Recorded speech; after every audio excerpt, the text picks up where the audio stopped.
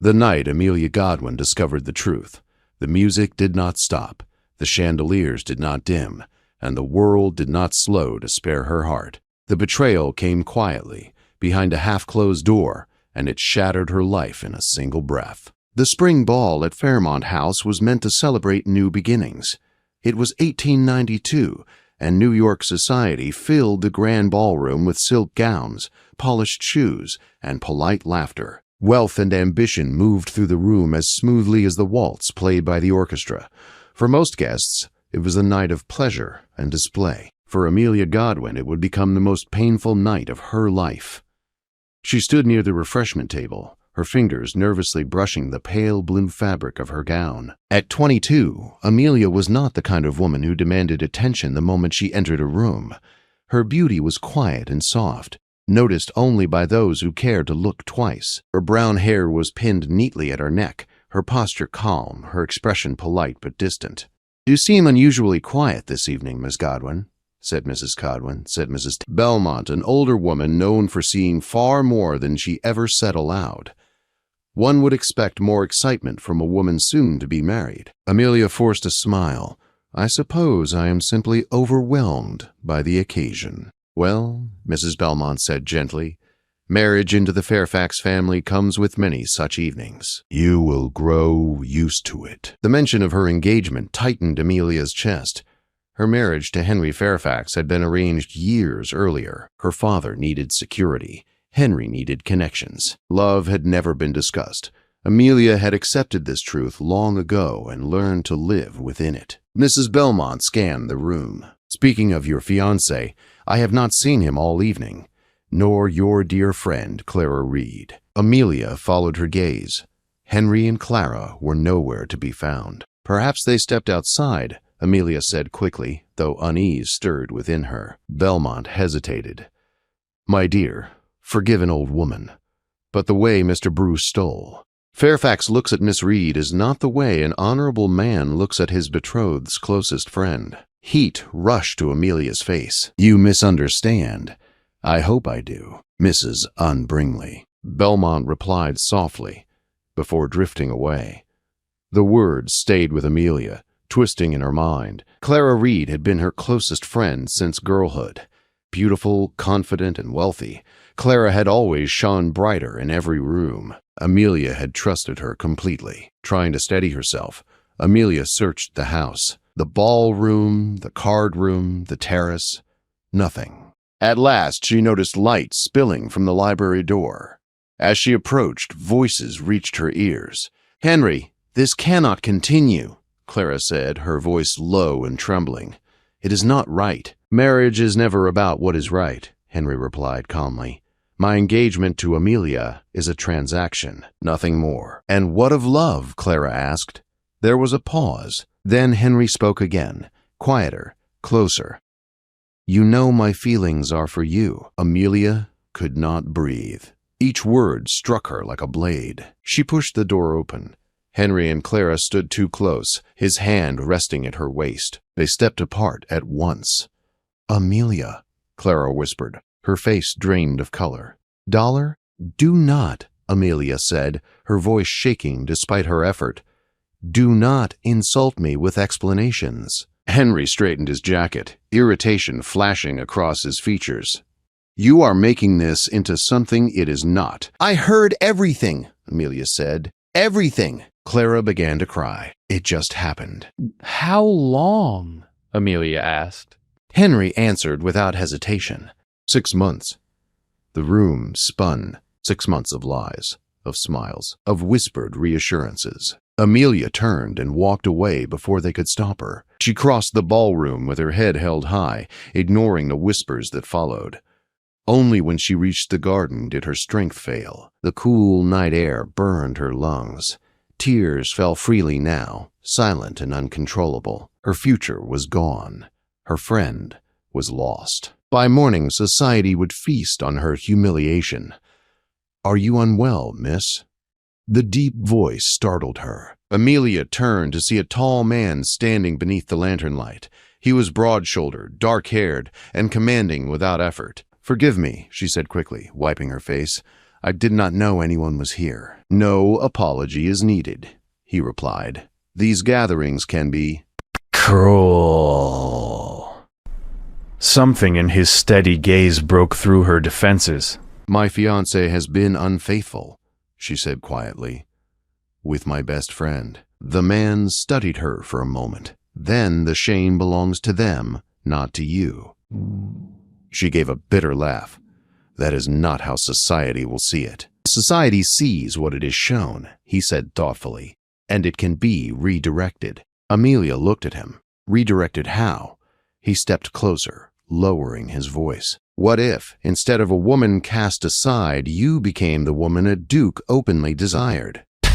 Her breath caught. "Sir, I do not understand." "I am Alexander Monroe," he said, "Duke of Blackwood." Her eyes widened. Every person in the room knew his name. Powerful, wealthy, unmarried.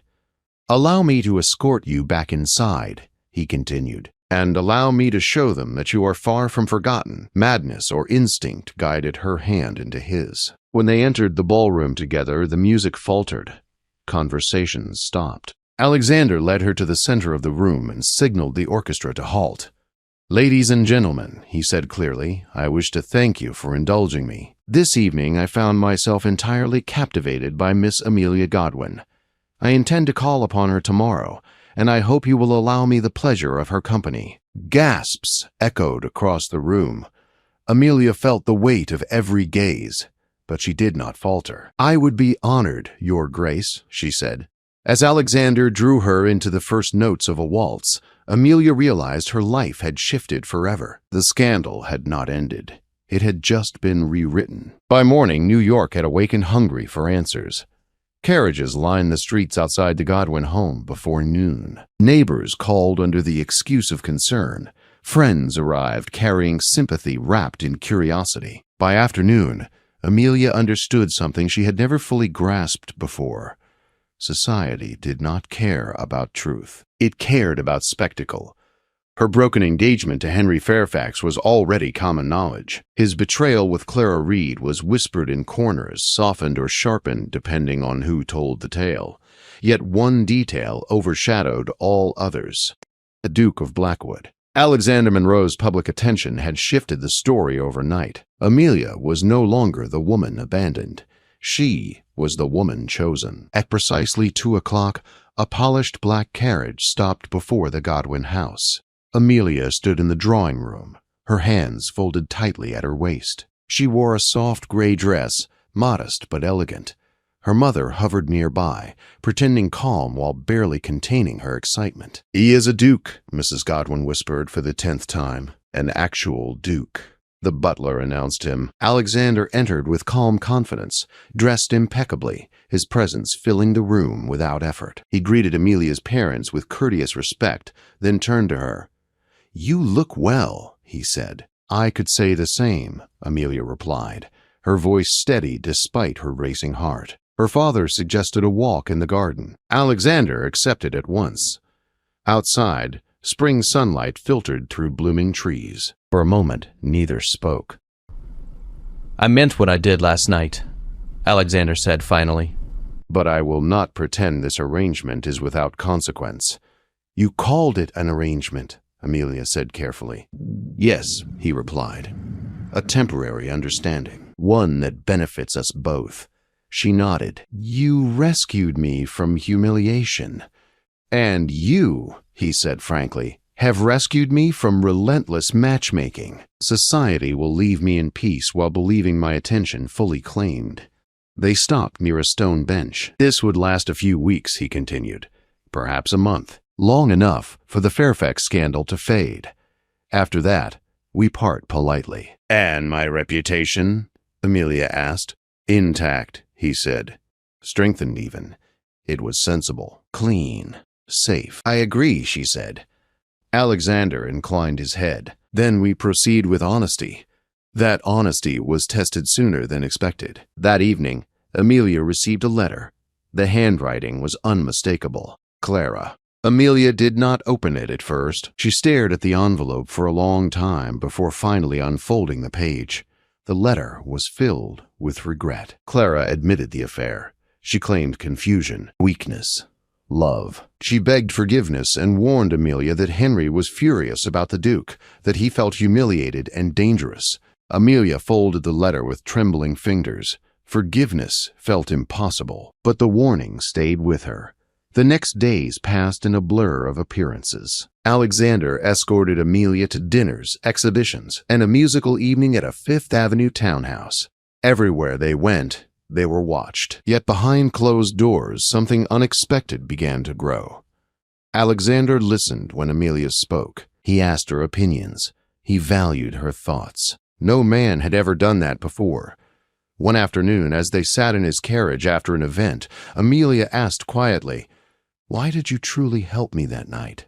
Alexander's gaze turned distant. "Because I recognized your expression.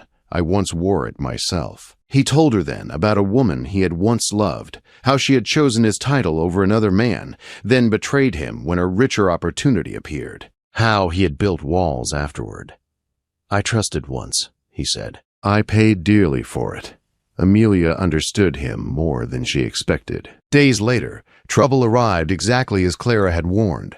Henry Fairfax appeared unannounced at the Godwin home. Amelia refused to see him. He left angry words behind, and a threat disguised his concern. Alexander responded swiftly. He invited Henry to his private club. What was said there was never repeated. But Henry left the city within the week. His reputation quietly unraveled as whispered truths followed him. Still, danger lingered. One evening, after a gala, Alexander spoke carefully. "I believe we should announce an engagement." Amelia froze. That was never the plan. "It does not need to end in marriage," he said, "but it will silence Fairfax completely." She looked at him. "And if it does not remain, pretend." Alexander did not answer at once. When he did, his voice was honest. "Then we face that truth when it comes." That night, Amelia lay awake, her heart heavy with fear and hope in equal measure. She was falling in love with a man she had never intended to love, and she did not know if she was brave enough to admit it. When Alexander arrived the next afternoon, Amelia had already made her decision. "Yes," she said before he could speak. "I agree to the engagement." His relief was visible, though controlled. They announced it that evening at the Pembroke ball. Gasps filled the room. Congratulations followed. Amelia felt steady, proud, and terrified all at once. Across the room, Clara watched with tearful eyes, and somewhere beyond the lights and music, consequences gathered quietly, because love born from arrangement was still love, and love, once awakened, could no longer be controlled. The night of the engagement announcement changed everything. What had begun as protection became expectation. What had been whispered, curiosity, turned into certainty. By morning, society no longer speculated whether the Duke of Blackwood admired Amelia Godwin. It accepted that she would become his wife. Amelia woke before dawn, the weight of it pressing against her chest. She sat by the window as sunlight crept over the city, trying to understand how her life had transformed so completely in such a short time. Weeks ago, she had been a woman resigned to duty. Now she was the future Duchess of one of the most powerful men in America. Yet it was not the title that unsettled her. It was the man. Alexander Monroe was no longer simply her protector. He had become the one person whose presence steadied her heart, the one whose absence felt wrong. That frightened her more than any scandal ever could. The days that followed were filled with preparation. Dressmakers arrived. Invitations were discussed. Society women descended upon her with sudden warmth and praise that felt both flattering and hollow. Amelia learned quickly how conditional admiration could be. Alexander watched it all with quiet awareness. "You do not owe them gratitude," he told her one afternoon as they walked through his estate gardens. "They did not see you before I stood beside you." "No," Amelia said softly. "They did not." The wedding was set for early summer. Enough time to be respectable, not enough to invite doubt. As the date approached, Henry Fairfax attempted one final move. A letter arrived addressed to Alexander, filled with veiled threats and accusations. It suggested impropriety, questioned Amelia's character. implied that the engagement was a distraction from questionable business dealings. Alexander read it once and burned it. "He wants control," Alexander said calmly. "He has lost everything else." "What will you do?" Amelia asked. "End it," he replied simply. Within days, Henry Fairfax was publicly exposed. Financial records surfaced. Broken agreements were revealed. Quiet support from powerful men vanished. By the end of the month, he was ruined socially and financially. He left the city without farewell. Amelia felt no triumph, only relief. Clara Reed wrote once more. This time, Amelia answered, she did not forgive her. Not fully. But she released the bitterness that had weighed on her heart. It was not mercy for Clara. It was freedom for herself. On the morning of the wedding, Amelia stood alone before the mirror. She hardly recognized the woman staring back at her. Confidence had replaced quiet resignation. Strength had taken root where fear once lived. Her mother wept openly. Her father could barely speak through his pride. When Amelia entered the church, all eyes turned toward her. Alexander stood waiting. The moment their gazes met, the noise faded. The crowd disappeared. There was only the man who had seen her at her lowest and never turned away. When they spoke their vows, Amelia did not feel trapped by them. She felt chosen and choosing. Marriage did not change Alexander.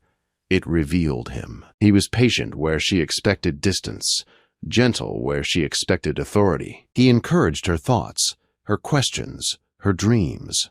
When she spoke of travel, of learning, of seeing more than society allowed women to see, he did not dismiss her. He planned with her. Their home became a place of conversation, not performance. Amelia hosted gatherings that favored ideas over display. Thinkers.